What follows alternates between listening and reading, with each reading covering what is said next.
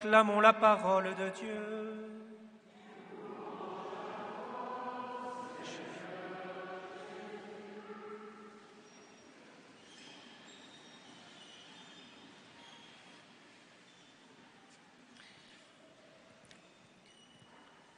Chers frères et sœurs, nous entendons souvent que c'est vraiment important d'être à l'écoute de son corps, de ses besoins, de ce que l'on ressent.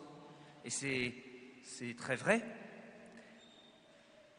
Mais il me semble qu'il est tout aussi important que nous apprenions à être à l'écoute de notre âme, à l'écoute de notre cœur profond, sans nous enfermer sur nous-mêmes, mais pour mieux laisser Jésus agir en nous. La parole de Dieu, en ce troisième dimanche du Carême, nous interpelle sur notre soif profonde, sur notre désir intérieur. Nous pouvons nous demander quelle est mon aspiration intérieure la plus profonde? À quoi est-ce que j'aspire? Et comment ou qui peut combler cette aspiration?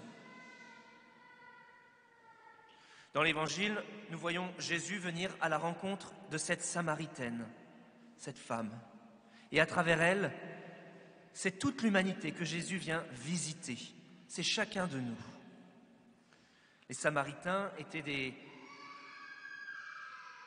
des Juifs hérétiques, schismatiques. Ils étaient rejetés parce qu'historiquement, ce sont des Juifs qui s'étaient mélangés avec les autres peuples. Et donc, c'est un peuple rejeté par les Juifs. Et cette femme, c'est une femme dont on dit que c'était une femme de mauvaise vie, peu considérée, honteuse. Elle est elle-même rejetée. Et donc, voyons sa situation dramatique. C'est une femme rejetée au sein d'un peuple lui-même rejeté. Et comme toujours, eh bien, Jésus ne s'arrête pas aux limites humaines. Jésus rejoint les profondeurs de l'humanité. Il n'y a pas de situation de vie, il n'y a pas de situation de notre histoire personnelle que Jésus ne peut ou ne veut rejoindre. Et c'est même dans nos pauvretés, dans nos misères, que Jésus vient.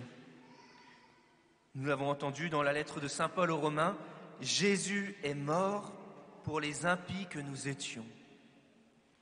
Jésus vient à notre recherche. Jésus vient nous rencontrer.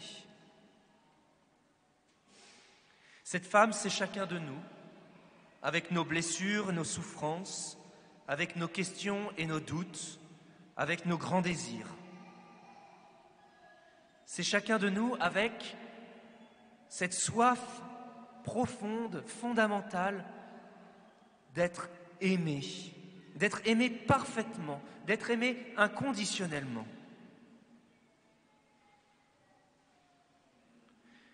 Cette femme a cherché cet amour bien chez les hommes,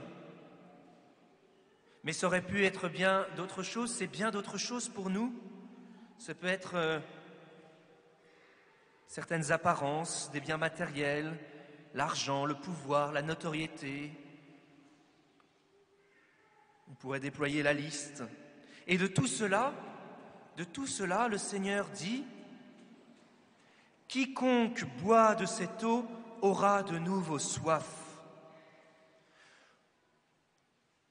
Ce que nous dit l'Évangile, c'est que nous sommes des assoiffés de cet amour de Dieu, de cet amour vrai. Nous en sommes assoiffés et sans cet amour de Dieu, nous nous desséchons. Alors, par tous les moyens, dans ce monde, eh bien, nous cherchons des solutions, des moyens de désaltérer quelque peu cette soif par des moyens humains, des moyens limités. Et notre cœur, sans cesse, cette soif revient. Et notre cœur inquiet s'interroge, est-il possible de recevoir cet amour auquel j'aspire tant sans le trouver? Et Jésus répond, « Celui qui boira l'eau que je lui donnerai n'aura plus jamais soif, et elle deviendra en lui une source d'eau jaillissant pour la vie éternelle. » Jésus est cette eau vive. Jésus nous donne l'amour infini de Dieu, sa miséricorde. Nous avons été créés par l'amour de Dieu, pour l'amour de Dieu, et hors de l'amour de Dieu, eh bien, nous nous desséchons, nous avons soif, nous mourrons de soif. Cette eau vive, c'est la grâce de Dieu. Vous savez, le péché, c'est ce qui nous sépare de Dieu. La grâce de Dieu, c'est ce qui nous unit à Dieu, c'est ce qui nous donne d'être en communion avec Dieu. Et nous sommes faits pour vivre en communion avec Dieu. Saint Augustin dit « Tu nous as fait pour toi, Seigneur, et notre cœur est sans repos tant qu'il ne demeure en toi. » Reconnaissons cette soif intérieure que nulle chose dans ce monde peut combler à la place de Dieu. Et cette soif, qui est la soif, notre soif et la soif de tous ceux qui nous entourent, du monde, eh bien cette soif rejoint la soif de Jésus. Jésus dit à la Samaritaine, « Donne-moi à boire ».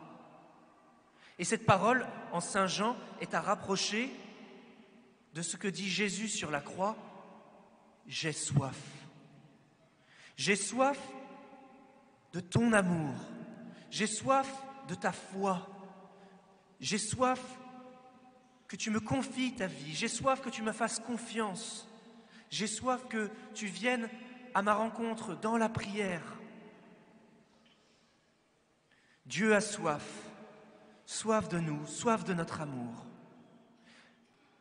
Il a soif que nous répondions à l'offrande de sa vie pour nous par l'offrande de notre vie pour lui, pour notre prochain.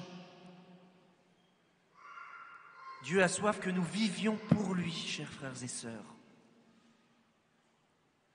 Le pape Benoît XVI, avant quelques mois, un peu plus, quelques années avant de décéder, de rejoindre le Père, avait écrit comme un testament spirituel « Apprendre à vivre pour Dieu ». Apprendre à vivre pour Dieu, à mettre Dieu au cœur et au centre de notre vie et de notre existence. Nous attendons l'amour qui vient de Dieu et pour lequel nous sommes faits, et Dieu attend notre amour, il le désire. C'est notre vocation chrétienne, c'est la communion avec Dieu. Demeurez en moi comme je demeure en vous. Voilà ce que nous vivons à la messe, dans la Sainte Communion. C'est une rencontre d'amour. Dieu vient à nous et nous venons à lui. Alors voilà une belle conversion à vivre, à demander pendant ce carême. Que nous puissions nous approcher du Seigneur par la prière, par la charité, pour le laisser combler notre soif et pour répondre à son amour. Répondre à son amour par le nôtre.